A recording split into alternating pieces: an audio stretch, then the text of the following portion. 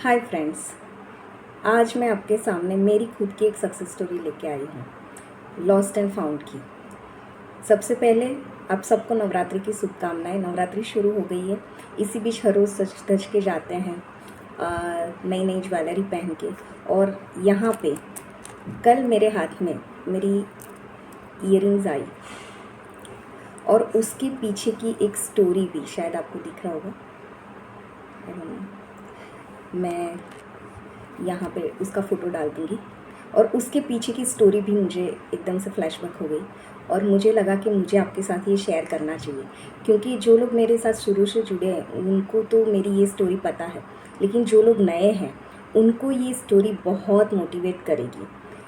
तो ये जो स्टोरी है बेसिकली इस ईयरिंग के साथ क्यों अटैच है, होपोनोपोनो और ये ईयरिंग्स क्यों कनेक्टेड है, इसके बारे में है। ये जो मेरी ईयरिंग्स हैं वो एक बार आज से 6-7 महीने हुए शायद, उसके पहले की बात है कि वो ये लॉस्ट हो गई थी घर में मेरे से। और किस तरह से मैंने होपोनोपोनो से इस ईयरिंग्स को अपनी लाइफ में वापस अचीव किया, उसके बारे में है। तो before we start let me introduce myself Jolly Shalpa. I am author, life coach, graphologist and healer. ज़्यादा जानकारी आपको डिस्क्रिप्शन बॉक्स में मिल जाएगी, और अगर आप मुझसे जुड़ना चाहते हैं तो मेरे व्हाट्सएप ग्रुप की लिंक भी आपको डिस्क्रिप्शन बॉक्स में मिल जाएगी। So let's start today's video और मेरी सक्सेस स्टोरी। और यस, इस स्टोरी में मतलब मेरी ये जो ईयरिंग्स खो गई थी उसको वापस लाने के लिए मैंने होपोनोपोनो किस तरह से यूज़ किया, इसके बारे में भी मैं आपको बताऊंगी। तो लास्ट तक वीडियो ज़रूर देखिएगा। तो मैं आपको पहले स्टोरी बताती हूँ कि क्या हुआ था। दोपहर का टाइम था, मैं बैठी थी, बुक पढ़ रही थी, और मुझे आदत है कि थोड़ा कान में ऐसे। और ये जो ईयरिंग आप देख रहे हो ना, ये ऐसे पुश बैक वाली है, तो ये ऐसे पुश हो जाती है और ऐसे निकल जाती है, तो एक हाथ से ही आप कर सकते हो। तो मैं बैठे बैठे उसको वैसे कर रही थी, तो मैंने कब उसको निकाल के नीचे रखा मुझे ध्यान नहीं आया। और उसके बाद मैं अपने काम में लग गई और मैं आफ्टर 1 आवर और समथिंग मैं चाय पी रही थी। और चाय पीते पीते मैंने यूट्यूब ओपन किया। अभी जो लोग मुझसे बहुत पहले से जुड़े उनको ये पता है कि यूट्यूब और मेरा बहुत अच्छा कनेक्शन है यूनिवर्स के आंसर्स अचीव करने के लिए। मेरी लाइफ में मुझे जो भी क्वेश्चन होता है मैं यूनिवर्स को पूछती हूँ और मुझे यूट्यूब के थ्रू हमेशा उसके आंसर मिलते हैं। जैसे मुझे लगता है कि अभी मुझे किस टॉपिक के बारे में वीडियो बनाना चाहिए, मैंने ऐसा क्वेश्चन किया है यूनिवर्स में, और मैं जब यूट्यूब निकालती हूँ तो कहीं ना कहीं पहले 2-3 वीडियो में मुझे वो आंसर मिल जाता है, मुझे वो टॉपिक मिल जाता है। वो इशारा किसी भी तरह हो सकता है, सिर्फ बात ये होती है कि मैं उसे किस तरह से समझती हूँ। तो वही हुआ मेरे साथ। मैंने यूट्यूब ओपन किया और मेरे सामने डॉक्टर नीलम, जो एक होपोनोपोनो हीलर है, उनकी एक वीडियो आई कि और हाँ, मैं आपको बता दूं कि इसके पहले मैंने ना डॉक्टर नीलम का कोई वीडियो देखा था, ना मैंने उनकी चैनल सब्सक्राइब की हुई थी, ना मैं जानती थी उनके बारे में। ये वीडियो सडनली मेरे सामने पॉपअप हुआ था। जाने का वीडियो मेरे सामने क्यों आया है, एंड मैंने उसको इग्नोर किया कि पता नहीं वैसे ही आया होगा। और बस कुछ ही सेकंड में चाय पीते पीते फिर से मेरा हाथ मेरे कान पे गया एंड मुझे पता चला कि मेरी ईयरिंग नहीं है। एंड मैं सडनली ऐसे देखने लगी कि किधर गिरी, और मैंने रियलाइज़ किया कि वो नहीं है। फिर मैंने वापस से जहाँ पे मैं अपने बेड पे बैठी थी 1 घंटे पहले, वहाँ पे फिर से चेक किया, मुझे ईयरिंग नहीं मिली। मैंने पूरा रूम ढूंढा, मैंने सब ढूंढ लिया, लेकिन मुझे ईयरिंग नहीं मिली। और उसके बाद मुझे बहुत हंसी आई। मैं समझ गई थी यूनिवर्स का इशारा कि मेरी ईयरिंग हो गई है और मुझे इसके लिए होपोनोपोनो करना है। और मुझे एक साथ में ही ट्रस्ट भी था कि होपोनोपोनो करने से मेरी ईयरिंग पक्का मिल जाएगी, क्योंकि ऑलरेडी मेरे पास यूनिवर्स का इशारा पहले से ही था। तो उसके बाद मैंने होपोनोपोनो किया, और फिर इट्स बीन 15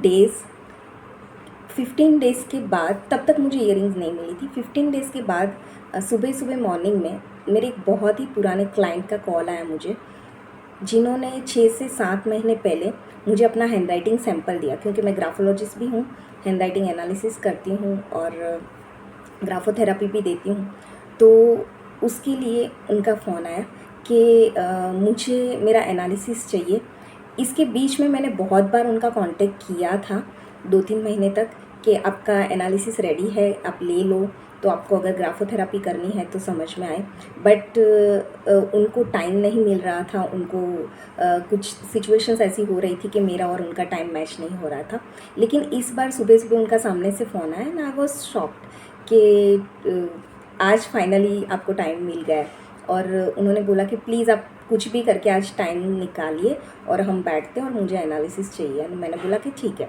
बट मुझे ऐसा था कि बहुत टाइम हो गया है, मुझे एनालिसिस में कुछ याद भी नहीं है और मुझे पूरी फ़ाइल पहले देखनी पड़ेगी। और वो सोच के मैं फिर से अपने टेबल पे आई, क्योंकि एनालिसिस की फ़ाइल तो मेरे टेबल पे रहती है, लेकिन जो पुराने सैंपल रहते हैं वो नीचे चले जाते हैं। तो मुझे लगा कि क्यों ना मैं एक बार पुराने सैंपल देख लूँ, निकाल लूँ, और उनका फ़ोन आए उससे पहले एक बार रीड कर लूँ तो उनको देने में मुझे आसानी रहे। और यही चेक करने के लिए मैं अपने टेबल पे आई और मैंने ऐसे ही जैसे ही फ़ाइल ओपन की, मेरे सामने मेरी ये ईयरिंग आ गई। मुझे गूज़बम्प हो रहा है अभी भी ये स्टोरी सुनाते हुए। It's a pure miracle, pure miracle. जिस टेबल पे मैं हमेशा काम करती हूँ, हर रोज़ काम करती हूँ, ठीक है, मेरे सामने फ़ाइल पड़ी रहती है, मुझे तब तक नहीं दिखी और था भी नहीं, क्योंकि मैं वो फ़ाइल तो हर रोज़ ओपन करती हूँ, ठीक है। और ये भी नहीं पॉसिबल है कि किसी ने रखा हो इधर, क्योंकि मेरे टेबल पे ना कोई आता है ना कोई छूता है। अभी आप लोग पूछोगे कि आपके घर में मेड तो आती होगी। मेरी मेड जिस टाइम पे आती है, मैं हर रोज़ काम कर रही होती हूँ मेरे टेबल पे, ठीक है। और मेरी मेड पे मुझे बहुत भरोसा है। It's been so many years, 7-8 साल हो गए, और मैं बाहर भी जाती हूँ तो उसको कीज़ दे के जाती हूँ, तो ये पॉसिबल नहीं है। और उसके अलावा अभी 3-4 बार मेरी ईयरिंग्स नीचे गिर गई हो, ऐसा कुछ हो, तो मेड ने मुझे दिया है, तो मैं उसके ऊपर भी शक नहीं कर सकती। ये प्योर मैजिक था, प्योर मैजिक। और ये भी था कि उस क्लाइंट ने उस दिन मुझे फ़ोन नहीं किया फिर से, और मेरे मैसेज करने के बाद भी उन्होंने बोला कि सॉरी, आज भी मैं टाइम नहीं निकाल पाया हूँ कि आपसे एनालिसिस लूँ, तो फिर कभी नेक्स्ट टाइम प्लान करते हैं। और वो एनालिसिस भी नहीं हुआ, ठीक है। यूनिवर्स का इशारा था, उस क्लाइंट का कॉल आया, उसके लिए मैंने फ़ाइल ओपन की और वही जगह पे मेरी ये ईयरिंग पड़ी थी। After 15 days I received my earring. Purely magic, believe this, it's a miracle. Okay, so yes, let me tell you कि किस तरह से मैंने होपोनोपोनो किया इस ईयरिंग से। तो मैं 15 दिन हर रोज़, एक तो सबसे पहले मुझे ट्रस्ट था कि पक्का मुझे मिल जाएगी, ठीक है, घर में ही होगी, कहीं पे नहीं गई। सेकंड थिंग कि मुझे ऑलरेडी यूनिवर्स का इशारा था कि मुझे इसके लिए होपोनोपोनो करना है, तो मैं करती थी। और किस तरह से करती थी, मैं अपनी ईयरिंग से बात करती थी। मैं उसको बोलती थी, आई एम सॉरी कि मैंने तुम्हारा ख्याल नहीं रखा, प्लीज़ फॉरगिव मी मेरी इस गलती के लिए। थैंक यू सो मच, तुम इतने सालों से मेरे साथ हो और तुम्हें पता है कि I love you so much, मुझे तुम बहुत प्यारी हो, तो तुम जहाँ पे भी हो प्लीज़ मेरे पास वापस आ जाओ। I love you, I love you. और ये चैंट मैं हर रोज़ करती थी और मुझे ऐसा लगता था कि वो मेरे नज़दीक आ रही है। और believe me, it's a purely magical thing. और आप लोग भी, अगर आपकी कोई चीज़ नहीं मिल रही है तो just surrender to the universe और इस होपोनोपोनो प्रेयर पे ट्रस्ट करिए और इसे यूज़ करिए। आई एम श्योर जैसे मेरी विश फुलफिल हुई है वैसे आपकी भी होगी। तो थैंक यू सो मच मुझे सुनने के लिए। मैं और भी ऐसी मैजिकल स्टोरीज़ आपके साथ लेके आऊँगी, I am sure. Thank you so much, love you all.